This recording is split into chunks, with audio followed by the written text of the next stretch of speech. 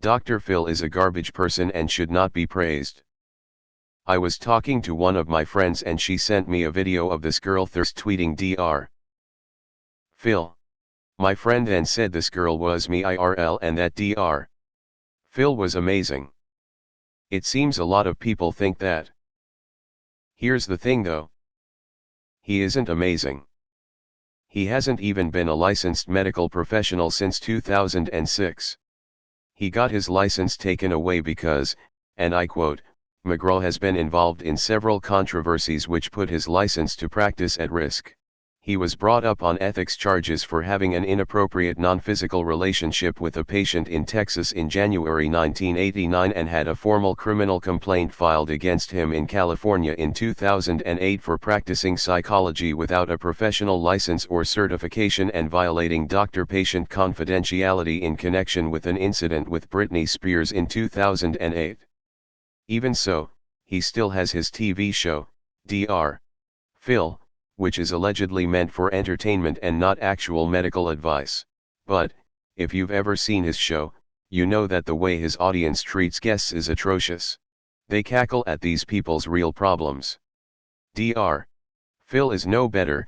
He makes fun of his patients and shames them for having a problem in the first place. I get that the TV show is meant to be funny, but to my knowledge these are real people who took a risk to share their story to the world, and Dr. Phil treats them like crap. Finally, recently there was that whole coronavirus rant he went on. Now, celebrities screw up, I get it, however, they normally do not screw up on a legitimate news site, you know, like Fox News. Regardless of political opinion, Fox News is still considered to be a fact-based news channel with millions of viewers. Dr. Phil going on that show and making comments such as coronavirus isn't a big deal and 360,000 die from drowning each year, but we don't shut down for that, so why should we for this? This statistic is also wildly off, is wrong and frankly irresponsible. Like it or not, some people view him as an expert in his field because he was addressed as doctor and not doctor whose license got taken away more than a decade ago because of unethical actions. His comments may have vindicated stay-at-home protesters, because now an expert was supporting them too.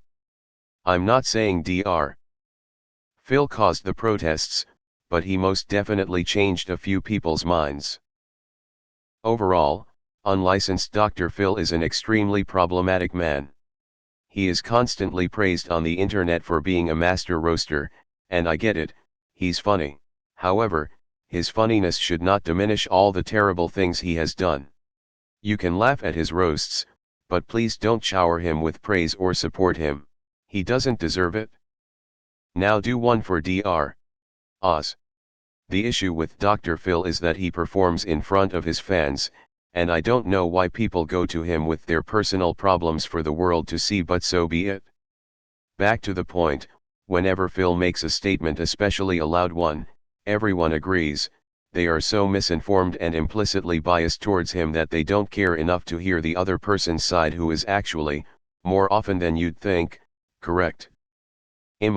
Outside of his roasts, he seems like a complete asshole. Scary Movie 4. There he admits it. He said, I am not even a real doctor, I just tell people to get real. NGL, that mustache is on point though. Hello. Social work student here. We actually watched videos of his show on how not to speak to clients. He's the actual worst. I never thought of him as a doctor. I viewed him as Jerry Springer cosplaying as a Dr. Now the Springer show was great. Everyone knew you just want attention and willing to look like an idiot.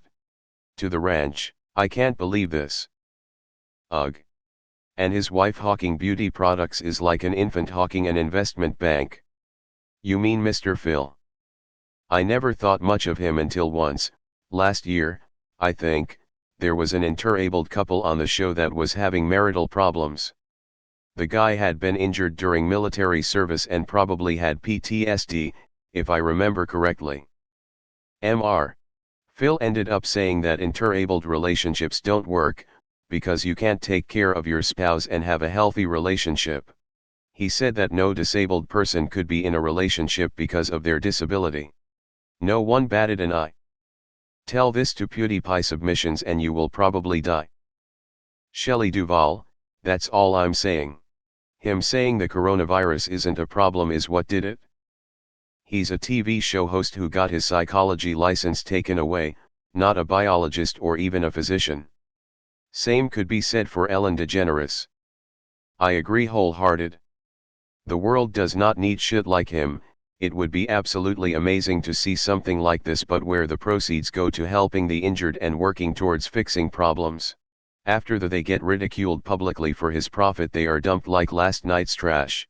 No follow-up, no sincere attachment to people's problems.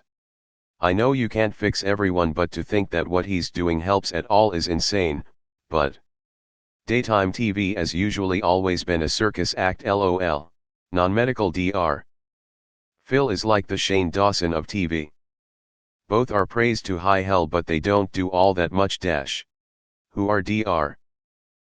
Phil's fans? Mainly people who have the time to tune in and watch daytime television and who have also not discovered the Basil Lie and other on-demand entertainment options.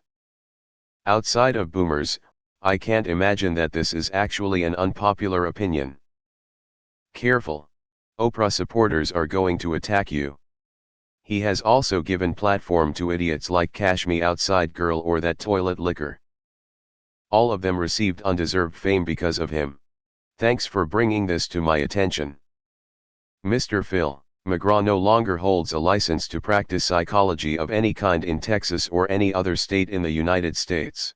I watched a few Dr. Phil episodes at one point, and what I just couldn't understand is that, if these people coming on his show, which I'm assuming airs pan-America, or at least through a significant part of the country, not an American, so to know, can spend the time and effort and money to get there, why couldn't they just go to a professional therapist?